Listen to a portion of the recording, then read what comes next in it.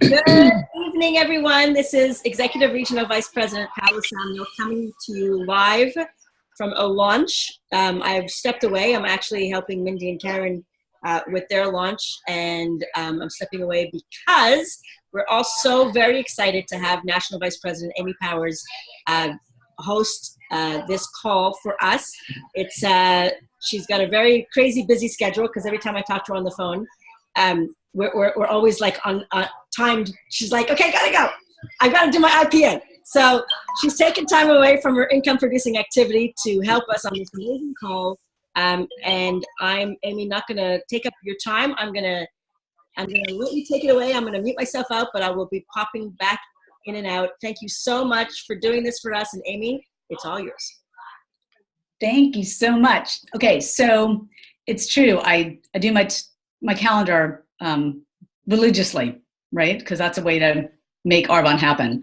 I'm in Los Angeles right now. My name is Amy Powers, and my brief story I'll give you, and then I'll talk a little bit about something that Paula wanted me to discuss with you, which is about prospecting. And so my story in a nutshell, Arbonne is my fourth career. I started off as a professional student, and I went to Vassar undergrad, I went to Columbia for business school, and I went to Harvard for law school. And it was really all very interesting being a student, but it cost me a lot of money. So I decided to switch gears, make some money. I went to work as a real estate finance attorney at a big firm in New York, and I did make a lot of money, but it really left me feeling very unhappy. So I completely pivoted out of that. I became a songwriter, which made me really happy, except for the fact that I couldn't predict my income, which was fine in the good old days of songwriting when people could actually make a killing or even a living. Now, songwriting has shrunk itself to this crazy degree with free downloads and all kinds of stuff. So the music business is not necessarily the place to be. And when Arbonne found me, I was in a complete tailspin, but nobody knew it. So when Arbonne found me 7 years ago, when I was introduced to this because of a referral, I was walking around not knowing how I was going to keep my house, not knowing how I was going to keep it together, knowing that the music business wasn't working, knowing I didn't want to go back to being a lawyer, and nor would they have me after 30 years of being outside the practice, even if I wanted to, but I didn't, and not knowing what my next move was going to be. So I think it's sort of relevant to talk about prospecting, because one of the things that Paula wanted me to discuss with you guys was prospecting up, let's say, prospecting high-level professionals, prospecting people who seem very successful, and how can we all prospect up? Paula, am I right? Is that part of what you want me to cover here tonight? Yes, absolutely. Prospecting the people who scare the bejesus out of you. Yeah. And by the way, we all have them. Okay, so I think they probably wanted me to be on the call to talk about high-level professionals because I used to be one. She wanted to talk about maybe prospecting Ivy Leaguers or whatever the Canadian equivalent of Ivy Leaguers is, because I was one. Maybe approaching, successful entertainment professionals because I was one, right? And I'm probably the expert on all that because, like everybody else, there's one thing I'm an expert in, and it's me. Right? I've been living with me for a long time. So I can tell you that at the beginning of my Arbonne career, I was scared to talk to people like me, actually. I was scared for a whole bunch of reasons, and all of them were ridiculous in the end and didn't serve me. So I want to help you guys get out of any doubt that you might have about approaching people who look like they might not need this business, right? Because I was really doing a number on myself, and I think that a lot of people do. I was imagining that people didn't need what I had and what Arbonne was, but that's not true, because there are people walking around. We all don't wear these signs on our head that say, I'm approaching a fiscal cliff, or I'm scared out of my gourd, or I'm bored out of my mind, or whatever it is. And we all put these projections onto other people like they are doing great it's just me who's not doing so great. But that's not true. Everybody needs what we have to offer. If they don't need it, they're going to know somebody who does. And my philosophy has really turned around in the last number of years. So instead of imagining low-hanging fruit, and that's the people that I'm going to go for, I say, who are the best people I know? I don't want to waste 1 second of whatever time I have left in the world. So who are the best people that I can fill my team with?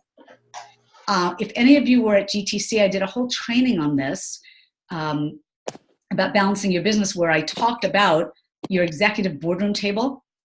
And I have a learn and burn about what I call your executive boardroom table.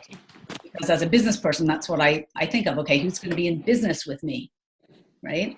And I think it's very important that we understand what we're doing here. When I got into Arbonne, I needed a lot of help, because even though I had had successful careers multiple times, at the moment that Arbonne found me, I wasn't feeling very successful, and I didn't know what I was going to do. Thankfully now, 7 years later, I don't have to worry about money. I'm having tremendous fun. I get to help people every day and hang out with people who really inspire me on a regular basis.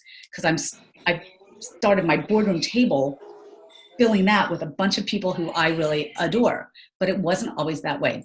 So when I started to realize that there were so many people out there who were not going to tell the world that things were not going as they had hoped, or maybe as they had planned, but that they were still just as smart as they ever were, just as gutsy as they ever were underneath it all, then I started to understand I can talk to anybody, because I might have something that could serve them. I think there's a lot of people who are really, in the beginning, until you get vulnerable with them, they're going to seem too proud, or they're going to be too exhausted from their day gigs or whatever else they're doing in the world. They're not going to let you know until you let them know what's happening with you and what you have to offer them. I'm like I tell my teenage son, you shouldn't necessarily believe everything that you see on Facebook and LinkedIn and wherever you're looking for signs of validation, because people only put a certain face up to the world. That's got very little to do with what might be going on for them. So the things to remember, I think, in prospecting are, this is not a charity. We're actually here to make money. We're in business. So even though there's this incredible community that will support you no matter what, we're not looking to be people, shrinks, or social workers, right? We're actually interviewing people for spots at our virtual boardroom table. And in this talk that I'm going to be doing next week at Carrie Zumis's Leadership School on the East Coast, I've been putting some slides together. And I'm showing one slide that's a boardroom filled with Wonder Woman and Superman and all the superheroes that you can think of. That's one option. And then the other, I'm showing The Simpsons. So it gets to be our choice. Who do you want to hang out with? Who are the people who are really going to be at the top, right? And I obviously, because I've seen people in a lot of different situations, big executives, people with a bunch of academic degrees, a bunch of credentials. I've seen them all, and I know some people are great, some people are not. And I'm not saying that all the people we think so much of are going to be our best prospects, because I know plenty of people who went to, let's say, fancy universities who I wouldn't have on my team, or I've tried to have on my team, and it wasn't worth it. Whereas Tony Robbins is a high school graduate. And what wouldn't I do to have a Tony Robbins on my team, right? But this is all about, who do you think is the best? We're always looking for people, I like to say on our teams, like us and better. Because if we're not thinking that we're the best, then we definitely want people who are better.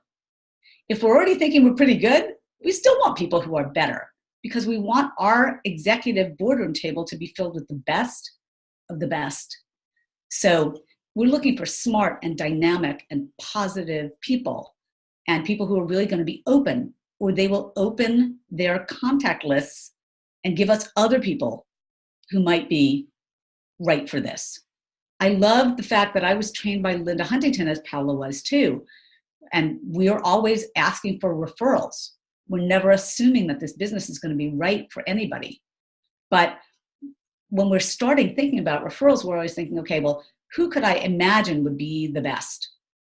And who might those people be? So it's a skill set to really get yourself thinking about your boardroom table, 4, 5, 6, 8, 10 people who are going to be your brain trust, your heart trust, who will go for things no matter what. I wish I had Paula on my boardroom table, but I can't, because she's got that go, go, go spirit. I'm going to get it done. This is going to happen. I'm going to figure it out. I want that, right?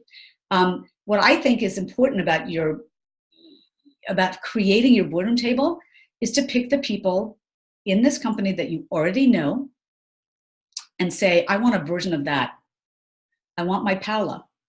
I want my Gordon Fraser, my Stuart Armfield, I'm not sure my Camilla Eves. I'm not sure who your people are who really light it up for you, but you want a version of them. And don't think that you need to settle for just anybody to be your partner. Anybody can be your client, but not everybody can be your partner. So we're interviewing. And sometimes the people we think are going to really be great turn out not so great anyway, even when they get involved. But a lot of times we can tell if there'll be too much work from the beginning. We want people who are less work from the beginning, who are their own self-generating entrepreneurial selves right away. We want people with emotional intelligence, and we want people with a big sphere of influence.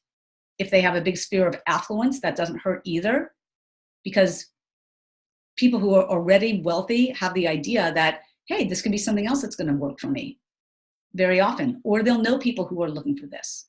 So fearing people who are already successful is, I think, one of the things that we do that is most deleterious to us. We have to just assume that we're at the same level as everybody else, which is successful, and that everybody's looking for more. And the worst thing that happens is people say no. So what? People are going to say no whether they're really top quality people or not. But we're looking for those people who are, emotionally astute, influential, successful at being human beings. And we all know them, whether we're scared to ask them or not. I think this is a practice. It's like yoga. I do a lot of yoga. So the first time 30 years ago when I tried to stand up on one foot, I couldn't do it.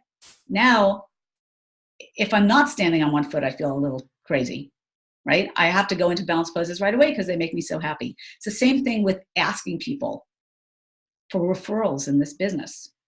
In the beginning, you are going to wobble all over the place. It's not going to be natural.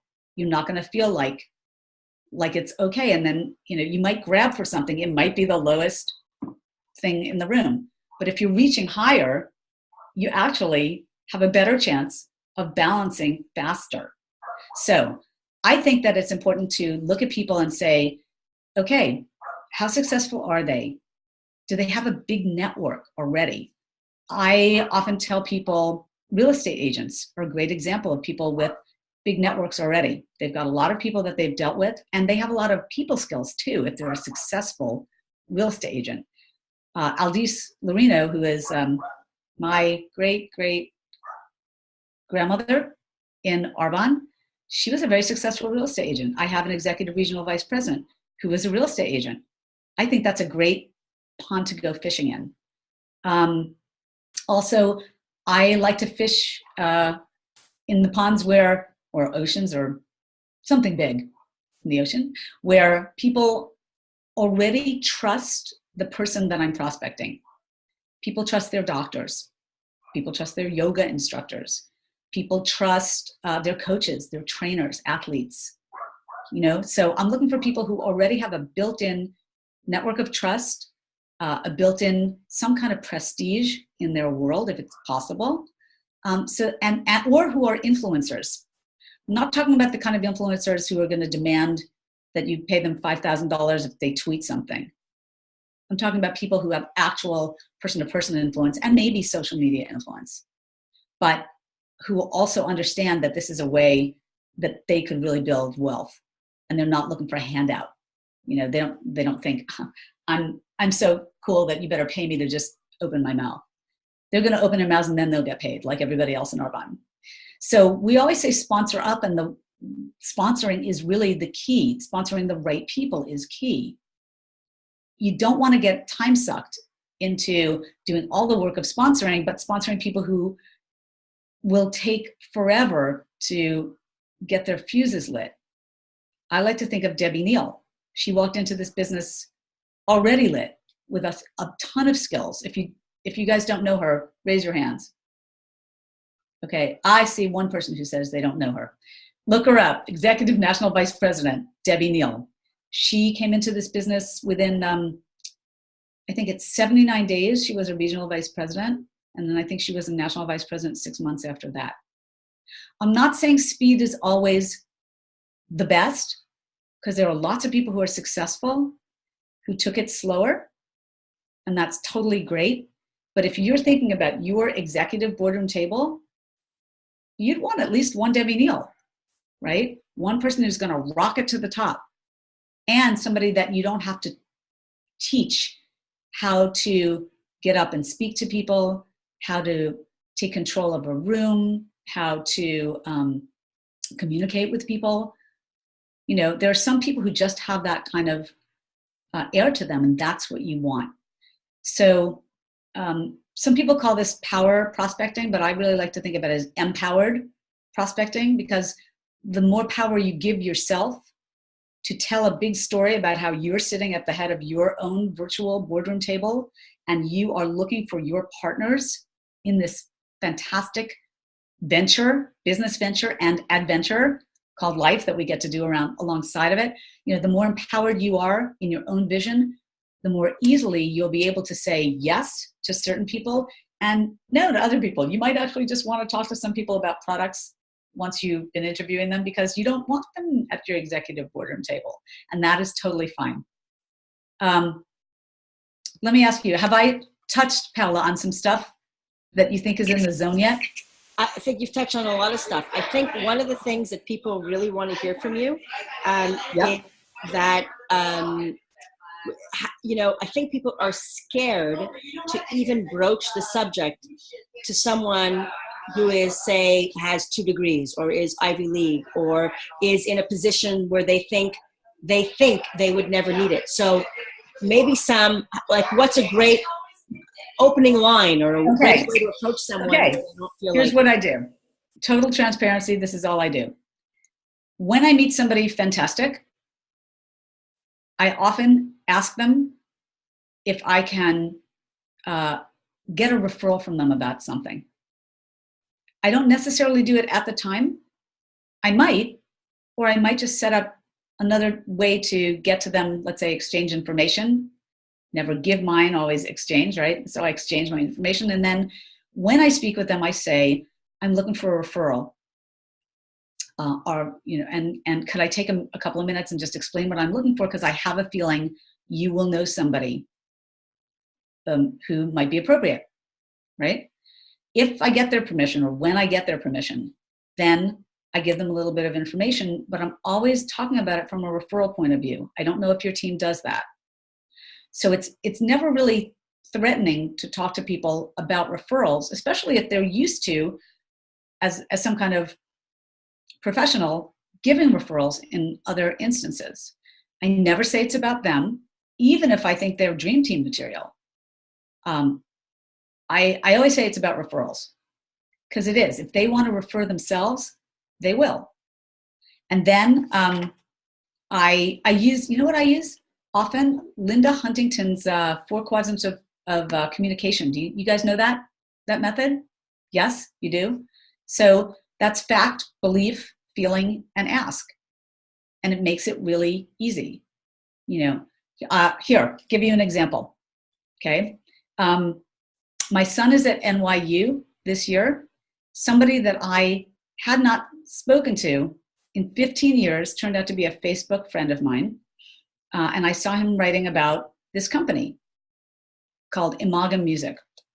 My son happens to be signed to a publishing deal with Imago Music, so I got in touch with him. And it turns out that he is the head of international for A&R, which is choosing all the artists and writers for Imagen Music. That's a pretty schmancy, pretty up there thing, right?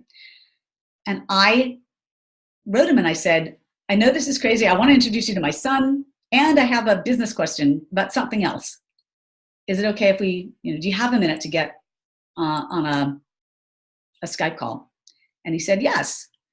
So I said, the fact was that we're opening in Germany next year. And where is he living now? Germany. We're opening in Germany next year with this company, this health and wellness company. I believe, here's my belief, I believe you're going to know at least a couple of people who might be interested in getting in on the ground floor of what I'm doing, because it's a business involving products that people use every day, and we know how the music business is going, so there might be some people who are looking to do something else. Now, of course, I'm thinking, oh, it might be him. And I still don't know, because we're going to do the follow-up next week. But if it's not him, he doesn't feel threatened. He feels actually maybe intrigued or honored, or, as long as I'm not wasting his time and not taking too much of his valuable time, he might just feel like, well, this is cool. Let's find out about this. And then I tell him my feeling. I'm feeling thrilled that you've got a couple of minutes to talk about this. And then I'm going to do my ask. If I laid out this information for you really quickly, would you think of a couple of people? So that's fact, belief, feeling, and ask. And it worked. And I didn't spend very long talking about Arban. I did the roughest rough of the 4 quadrants, not giving every single detail, but giving highlights, because with busy people, they might not want to sit through a 20-minute presentation. Or you might want to just, if you're doing slides, you might just click on them, click through. Or even say, hey, if I sent you some stuff, would you take a look at this? Let me paint the picture for you for a minute. Then you can check on this thing and see, let's just make another 2-minute call and see who's come up for you as name. I think that the biggest thing to do is to make sure it's referrals, make sure you're being brief and respectful when people are busy people. Same thing with doctors. I have a doctor on my team. She's an ophthalmologist. It almost took us 2 weeks to just get a follow-up with her after she'd made the time in her schedule to come to a Discover Arban in Beverly Hills, which is where she doctors. She was so busy. And so we knew that we were going to have to just do it in 5 minutes. Can you do that? Are you ready to crystallize and ask in 5 minutes? It might, for some people, be a little bit of a different pattern. But always tell them why you thought of them in just a quick second. Be real. And it can be, you're the busiest doctor I know. You're the most well-known, whatever it is, esthetician I know. It could be whatever. I feel like that's why I think you're gonna know some people. People are looking, a lot of people. You have influence on a lot of people. That's the kind of person I'm looking for. I feel like you're gonna know somebody. And then often I will preface the conversation with another Linda Huntington thing, which is do you know how? Linda told me that she had for 6 months a sticky on her computer that said, do you know how? You guys know this story yet? I see a few yeses, maybe a couple of no's. I see a couple of no's. So, do you know how? What? Here it is. Can you see this? Do you know how? Well, I'm showing people how. I use this for training. If you don't know what to say that's going to engage people, use an open-ended question that you're likely to get a yes to. Do you know how the economy is still pretty shaky? Do you know how the world is having all these crazy events and nothing seems secure? Do you know how doctors are working really hard and not always for the best pay? Do you know how personal trainers always are waiting for the next client, or whatever it is? It's just a general thing. And when they say yes, that gives a level of permission to go on to your next thing, which is, well, I'm showing people how to, and then you're talking about filling that need, but talking about it with them, particularly for their kind of people. If you're talking to a sports coach, you might say, I'm showing people how to create a really big business without having to give up what they love to do, but utilizing all the network of people that they have already training, whatever it is. Make it simple, make it easy for them to understand, and then magic words are referrals. That's what professionals do with each other in general. And if people don't want to play, they don't want to play. And that's okay. We have a word for that, and it's next. But if they do want to play, then you're in business. Amy, that's awesome. I'm going to unmute everyone because I know people are dying to ask you some questions. Yeah. Fire away. Okay. Guys, you're all unmuted. Who would like to ask Amy? I'm going to put it on, hang on, gallery. Okay. Who would like to ask a question to Amy? And if you can only ask it in French, I'll translate. Does anybody have any questions for Amy? Because I have some, but I'm holding on to them. Anyone? No? Okay, I have a question. Okay.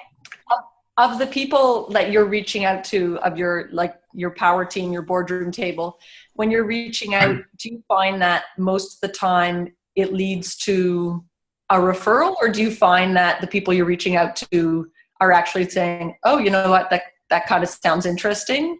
Like what kind of split do you find? It's unpredictable. I love the question, and it's unpredictable. As is Arbonne. Yeah, that's why you have to have so many more people than you ever think you needed. For sure. Flow of people. I recently approached a guy who ended up at my house because he works with his family's masonry company. He helped head that up. He's a young, super entrepreneurial guy, super well-spoken, super charming, super everything. I was thinking to myself, what is this guy doing looking at my pool tiles? Okay. Yeah. Okay. And then, but he had this quality. And when I got to talking to him, I heard all about his education. I heard all about his, the fact that this was a family business, one of a number that he's involved in. Like I thought, this is a guy I want to ask for referrals, right? So when I asked him for referrals, and I told him, he let me ask him about it, and I told him a little bit about Arbonne, he actually said, this is something I'm starting an internet business with a guy. It's in the weightlifting, power, just training business online. And this might work for us. I was like, wow, that's great. But even when people say yes, it might work for them, I don't necessarily take that as okay, well then my work is done and I'll wait to hear about that. Right? Sure. What I did with him was I said, in the meantime, while you're talking to your partner, are there a couple of guys who are sort of like you in this way, who are equally entrepreneurial, that you might introduce me to? And so far he says that 2 of them are coming to my DA on Wednesday, so we'll see. But in terms of the numbers, you just never know. Yeah. Has it been your case that you have tried this with a number of people and haven't gotten the results you wanted? I think I haven't even been asking so much for referrals, because I tend to meet with people. Like, people tend to say yes when I ask to meet. And I tend to meet with people that I want to work with. And if they don't want to do it, then I just kind of go to the next person. So I haven't really even touched on referrals yet. I feel like you might go back business to some of those people if you really liked them. Yeah. And say, I was just thinking about you, and I know you don't want to do this business, but I would be so grateful. I really loved your energy, whatever is true. Yeah. And say, would you be open to giving me a couple of referrals of people but both on the client side and also on the business side? I know this is not a business, right? So I'm just doing that in the reverse order. I'm asking them first to do referrals, and people who want to refer themselves do. I did this with a friend of mine I hadn't seen in, I don't know, maybe 10 years, who's this great nurse. Nurse administrator, runs big nursing facilities. And I told her that I was looking for people in the medical field, doctors, nurses. And I asked her, I showed her a little bit of a DA. And then I said, so who comes to mind? And she rattled off 2 people right away, 2 doctors that she knew. And then I said, anybody else? And she said, yeah, what about me? And she's been in my business now for a year and a half. Nice. So you don't know. Yeah, for sure you don't know. Great, thank you. Anyone else have a question? Oh, well, I just want to say one more thing about that. It's always correctable. If you didn't ask them about referrals in the first instance, then you can go back and say, I was wondering, I'm thinking about you, and. Yeah. I just think it's easier the other way, because then you're never putting anybody on the spot. If it's not for them, they might be really uncomfortable. But if they're only referring people, it's less uncomfortable, I think. For sure. Okay, thank you. Marie, tu avais une question? Yes, I will try in English. Try in English. Maybe Paula will translate for me after. Okay. I'm doing the 30 and 30 as Ashley Stone did. And for you, is it kind of the same message that you send to people, or I must cut the part then that maybe it can be a fit or not for you, but you can give me some referral? Is it better to say it can be, can you meet me for referral? Well, I have a couple of things to say about that, because I was doing my business for 7 years before I ever heard of Ashley. So I wasn't following her script, although I have a number of people who are successfully in my organization now using what she teaches. And so that's one thing. I'm not 1,000% familiar with all the language. I couldn't quote it to you, but I'm sure you can, because you probably have it somewhere easy to read. The one thing that surprises me that I do differently is not so much about saying, I don't know if this might be a fit for you or not, because that's what you said it says, right? Yes. Which is fine, which is good. If I am getting a text, which is the way she usually does it, I'm surprised that they don't break it up into 2 things. When I text people, I usually, in the beginning, I only text 1 or 2 sentences that might be something like, hey, I have something I want to run by you. Do you have a minute to talk? Now, I know it's different. Or if they don't have a minute to talk, I'll text it to them. But I usually break it up into a couple of things like an actual conversation so that they can answer. Hey, I have something to run by you. Do you have a minute? No, I'm really busy. Oh, okay. No worries. Can I tell you what it is? Sure. Blah, blah, blah. Then I would do the rest of that paragraph. Okay. I'm wondering whether that might, just as a starting point, yield better results, but some people are having good results with the whole thing. I would say, can you read me the language? And I'll tell you if I would change anything. Yes, if someone wants to ask a question, I will just find or if someone else has the language of one the post than I did. Because I did a lot in French, and I will try to find one in English. Okay. I'm just seeing if I can find it. I'm sure some of my consultants have posted it I posted it also on Powers Nations, my site, which you're all welcome to come to, by the way. Does anybody remember? Has anybody memorized the 30 and 30 language? I'm going on. So it's essentially, I'm reaching out because I've activated a 30 and 30 challenge with my Arbonne team. I want to connect with 30 people in the next 30 days to share a quick 20 minutes overview of Arbonne. I'm excited to spread the word, and we'll love to. Well, this one is from CNTC. It might be not exactly the same, but I'm excited to spread the word, and we'll love to buy you a cup of coffee if you can help me out. Would you be willing to be one of my 30? I don't know if it's exactly the same, but yeah. So it doesn't really specify whether it's for products or for business? Oh, no. It's really, no, it doesn't Okay. specify. Okay. It's more to actually get in front of people to present them with Arbonne, whether it is product or opportunity. Okay. My personal feeling is that can work for a lot of people, and it obviously is working for a lot of people. When I particularly am speaking with certain kinds of people, I might make it shorter and sweeter and ask for referrals. That's just me.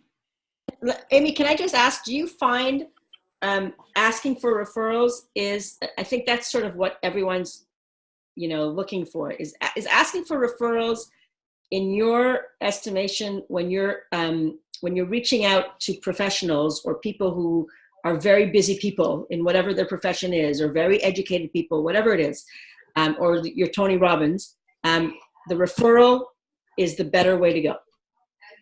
I think it's the only way to go. Okay. Because I find that presuming that anybody else wants to do this is what often puts them off. Right. And the last people I'd want to put off are the people that I really want the most. And I'm going to add to that. I'm going to add to that. When Linda reached out to me, and I didn't know her, she was trying to use me as trying to find people in Montreal. And I know my team knows the story really well, is in the front of my head, I was saying, no way in hell would I ever do something like this crazy thing. And in the back of my head, I was thinking, why would I give her my network? What if I do it?